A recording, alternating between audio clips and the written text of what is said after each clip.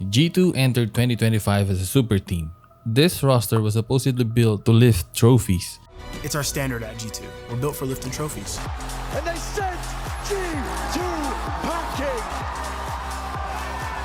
Stupefied. Boaster 2, both in the calling and the fragging department. And yeah, they did compete for a trophy, but only at the beginning of the season. But after that, things went south. What was a season full of promises became a season of disappointments instead, as the entire team and all their hype fell completely off the face of the earth. Yes, they made it to all international events and their results were fine, depending on how you look at it, but they were the ones who touted that this year was supposed to be their golden era. I mean, for that level of hype, fine is just a polite way of saying that this season was a certified failure. This team became one of the biggest, most expensive disappointments of the year. Now, when a team falls this far short of their expectations, what comes next is inevitable. The blame game. It's nothing new and it always ends the same way. Someone has to take the blame for all of it. And now, the pink slip has been handed out. G2 has officially let go of the professor, JonahP, from the active roster. Welcome to snstry, and today we're talking about the JonahP G2 situation. Does this move even make sense? On paper, this team was a golden era super team that failed, yet only one man is paying the price. Was JonahP, one of the best support players in the league, really the problem? Today, we're digging past the stats to find out why G2's only solution was to fire the professor, and if this entire decision is the single biggest example of a roster clown fiesta we've seen all year. But before we dig into this mess, let me know your one-word reaction to this news in the comments below. So, everybody in the know knew about these rumblings for a while now. I really wanted to make a video about it, but G2 has been very quiet about the situation. There wasn't a lot of stuff coming out, well, until now. Jonah has been an integral part of this core since 2021, and removing him felt like tearing the team's identity apart. And because of this, many are saying that this move by G2 makes no sense at all.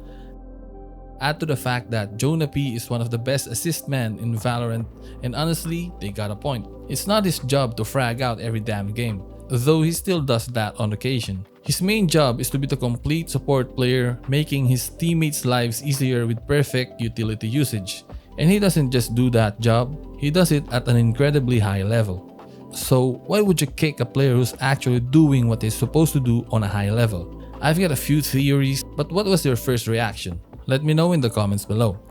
Anyway, like I always say, there's always more than one reason as to why things happen. But if we set aside the emotions and try to make sense of this, you could say that G2's logic for cutting JonahP might have nothing to do with his actual in-game performance. I think there's a possibility that this is more of an outside of the server move, because there are two bigger factors I see at play here. First, the supposed to be in their golden era team has a massive choking problem. They consistently underperform on the big stage when the pressure is on. Secondly, the meta is shifting hard, and that's creating its own panic. So if you put those together, it's clear that Jonah wasn't let go for his in-game stats. He was let go to be the solution for these much bigger outside the server problems. But let's be 100% clear, even if you buy G2's logic, that this was really a 500 IQ move to fix their big stage choking ways or adapt to the meta, that doesn't make this move okay. Because the problem isn't just what they did, it's how they did it. And this is where this roster move gets really dirty. Normally, this is the part where we'd all just be guessing, stuck speculating about the politicking, the nepotism, or the secret backroom drama side of things. But not this time. Not today. For once, we have sort of an insider info, in the form of JonahP's significant other's tweets. She has been hinting at exactly how this all went down, and to put it lightly, it makes G2 look terrible. Her tweet is a pure masterclass in corporate sarcasm. She's giving us a glimpse of the story, so let's try and translate what she's really saying. So here's the said tweet. Here she says, surely this decision was made with grace and dignity. What she could have been saying is that this was a classless, disrespectful ultimate betrayal. When she says, surely it reflects the respect deserved for a player, part of a core for 4 years, what this could have meant was that G2 showed zero loyalty and treated a 4-year veteran, a guy who was part of their identity, like he was disposable. And then the worst part. The actual most criminal part of this whole thing is what she said last. Surely there's a really non-shameful reason it happened so late. This right here is what hurts the most. This is the shameful part she's talking about. G2 didn't just cut Jonah, they cut him late. G2 waited until roster mania was almost over, a point when every other tier 1 team in the Americas had already finalized their rosters and every single slot was as good as locked. To me, this felt like more than just a roster change. Some weird shit is happening behind the scenes because normally, this isn't the kind of treatment you get after staying loyal for years. This is a backstabbing that effectively screwed JonahP out of a spot for 2026. When I look at it, I think it's actually worse than what the NBA does, because at least in the NBA, you know whether you're a restricted or unrestricted free agent. You'll either get resigned or traded if you're restricted, or you can explore your options if you're unrestricted. I guess in Valorant, you just don't really know, do you? This is honestly because we didn't see Jonah post that G2 is allowing me to explore my options kind of tweet. That alone tells you that he's restricted in some capacity and that G2 was probably planning to resign him, because why else would he not tweet that if they informed him of their plans? So now we all know that it's Babybay replacing Jonah. So yeah, this is actually monumentally because he was already their sub. G2 knew exactly what they had in him. This wasn't some last minute discovery.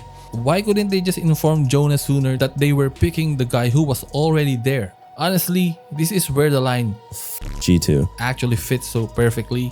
So yeah, G2 bro. There was only one scenario, one singular reason that this move doesn't look completely indefensible. G2's only excuse is if Jonah's replacement is some last-second miracle. I'm talking about a literal legend coming out of retirement, or them pulling off an impossible poach of a star who was already locked on another roster like a Celsius to Cloud9 level of desperation play, and that's it. Anything less, and this is just a shameful, nonsensical bullshit of a move.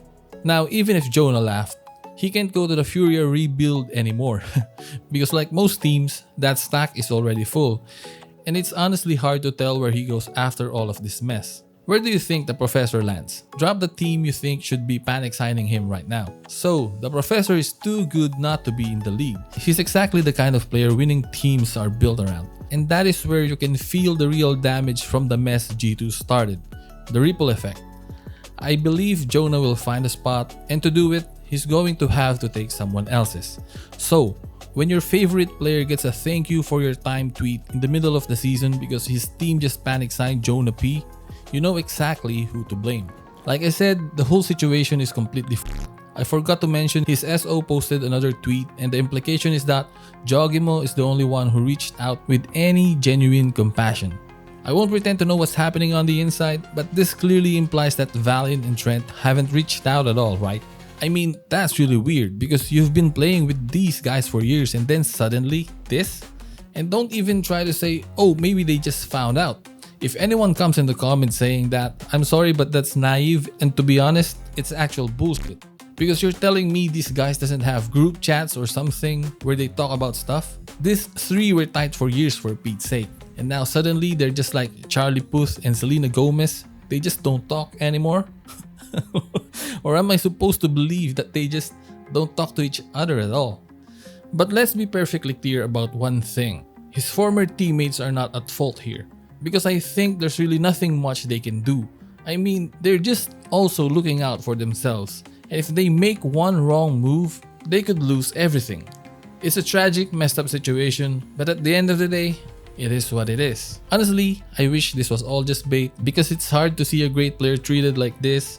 But I guess this is where we're at now, and we'll just have to wait and see. So yeah, they called Jonah the Professor for a reason. A player meant to elevate his team and school the entire VCT. But this season, G2 aced all the pop quizzes but completely bombed the midterms and the finals. And when an entire class fails that badly, I guess you simply don't blame the students. You just actually fire the professor. So JonahP is out and class is permanently dismissed. As always, I'll see you guys in the comments. After all of the shenanigans, how do you feel about G2 as an org? Leave a like if you enjoyed, hit that sub button so you don't miss out, and I'll see you in the next one. Peace.